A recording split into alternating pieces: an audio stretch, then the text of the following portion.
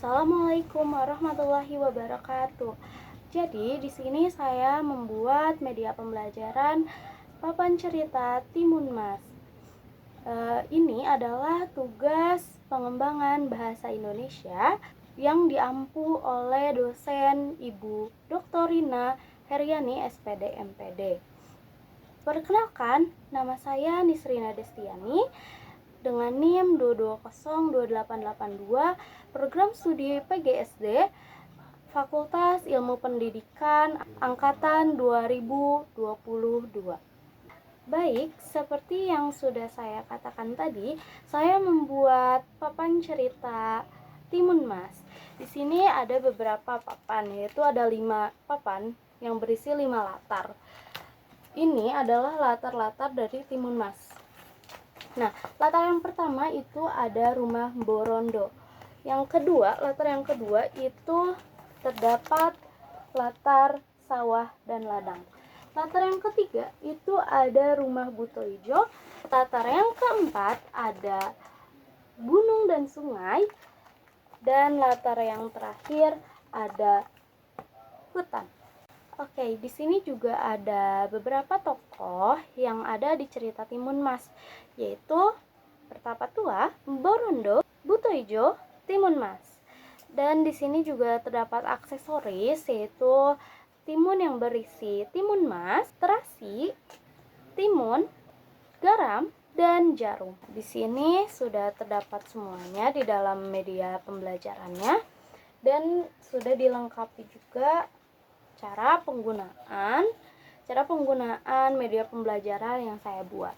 Dan ada cerita Timun Mas.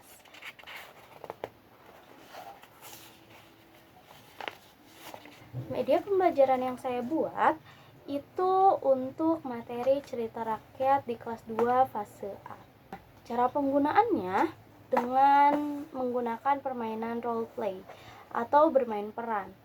Jadi, dalam media pembelajaran ini, anak juga terlibat aktif, yaitu dengan memerankan tokoh tersebut. Nah, jadi untuk cara penggunaannya, yang pertama, siapkan papan cerita Timun Mas dan tempel pada whiteboard. Jadi, papan ini tuh bisa dilebarkan, pokoknya sampai seperti ini. Pokoknya ini ada 5 latar dan semuanya bisa dipanjangkan di whiteboard dan ditempel gitu ya, biar diam. Selanjutnya, guru membagikan tokoh Timun Mas, Borondo, Pertapa Tua, dan Buto Ijo kepada peserta didik dan menyiapkan properti kecil yang dibutuhkan dalam cerita. Nah, jadi tokoh yang sudah saya sebutkan tadi, yaitu yang 4 tokoh ini tuh dapat dibagikan kepada anak-anaknya. Guru di sini berperan sebagai narator, Timun Mas diperankan oleh peserta didik, dan ketiga tokoh lainnya diperankan oleh peserta didik juga. Lalu guru memberikan teks dialog kepada peserta didik yang telah mendapatkan tokoh. Nah, setelah tadi dibagi-bagi tokohnya oleh guru, lalu diberi teksnya. Guru membimbing peserta didik membaca cerita terlebih dahulu untuk latihan.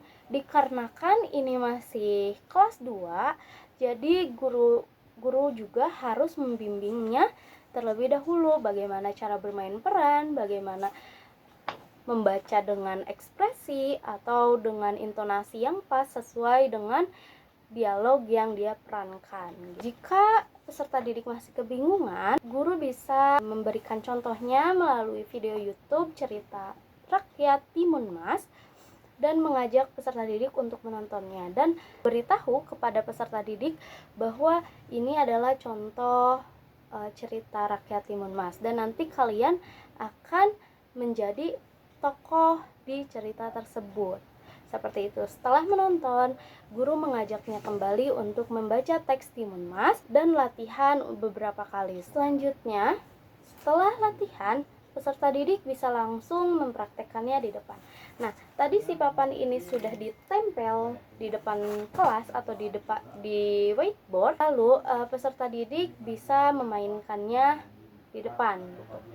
Guru menjadi narator. Nah, jadi di teks ini tuh terdapat narator ya. Jadi seperti guru menyebutkan, di sebuah desa yang tenang, hiduplah seorang janda tua bernama Mbok Rondo. Ia tinggal di rumah sederhana di tengah sawah. Nah, seperti itu. Selanjutnya, peserta didik bisa langsung berdialog sesuai dengan urutan tokohnya. Misal siapa dulu nih? Misal di sini ada Mbok Rondo dulu yang berdialog. Berarti peserta didik yang memerankan Borondo itu yang pertama berdialog sesuai dengan urutannya. Nah, saat berdialog, peserta didik juga bisa sambil memegang tokohnya dan menggerakkannya. Nah, ini tuh bermain perannya seperti wayang juga ya. Apakah kalian tahu wayang? Nah, nanti anak-anak bisa berdialog sambil memegang tokohnya dan menggerakkannya. Seperti ini misal, kayak wow, seperti itu.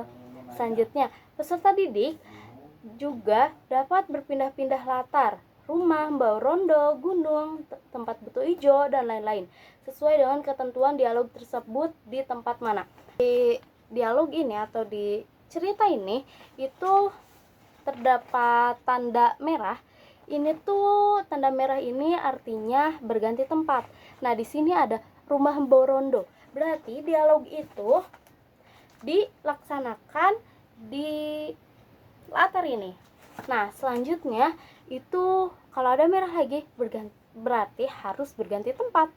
Nah, ini ada di sawah atau ladang. Jadi, siswa tersebut bisa langsung berubah dari rumah Mbok Rondo ke sawah atau ladang. Jadi, anak-anak saat memainkannya itu harus diperhatikan tanda bulat merahnya. Jika tanda merahnya menunjukkan di rumah Mbok Rondo, maka mereka berdialog di sini. Selanjutnya, setelah cerita selesai, guru dapat memberikan kuis terkait dengan isi cerita Timun Mas untuk mengukur sejauh mana peserta didik sudah menyimak. Nah, setelah ceritanya disampaikan oleh peserta didik yang menjadi tokohnya, setelah itu guru menanyakan kuis singkat seperti siapa peran utama pada cerita rakyat ini, atau apa pesan moral yang disampaikan pada cerita rakyat ini, dan pertanyaan yang lain. Cukup sekian media pembelajaran yang saya buat. Maaf jika ada kekurangan atau salah kata. Wassalamualaikum warahmatullahi wabarakatuh.